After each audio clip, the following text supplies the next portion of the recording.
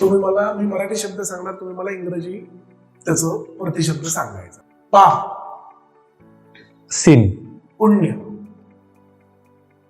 माहिती नाही वाटत. शब्दच नाही. शब्दच नाहीये. पुण्य ही खास भारतीय संकल्पना आहे. अरे बापरे. मग भाषेमध्ये जर पुण्य नावाचा शब्द असेल तर तो शब्द तुमची संस्कृती घेऊन येतो.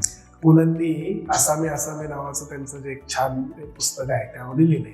आजही मी माझ्या साहेबाला असं सांगू शकत नाही, साहेब घरी या, माझ्या बायकोच्या हातचं खमंग थालीपीठ खाऊन जा. कारण खमंगला शब्द काय आहे आणि थालीपीठला शब्द काय आहे नाही. उलट पण आहे बघा. नूडल्सला काय शब्द आहे. म्हणजे संस्कृती घेऊन येते भाषा हे. किंवा आज सर्वपित्री अमावस्या आहे त्यामुळे मी कामावर येऊ शकणार नाही, हे इंग्रजीत कसं सांग. इतर म्हणजे काय, त्याच्या मागची जी भावना आहे आपल्याकडे, त्यांना तर्पण करायचं असतं. त्यामुळे भाषा ही संस्कृती घेऊनच असते. भाषा संस्कृतीची वाहक असते. म्हणून भाषा टिकवली पाहिजे आपली, कारण आपली संस्कृती त्यामध्ये आहे.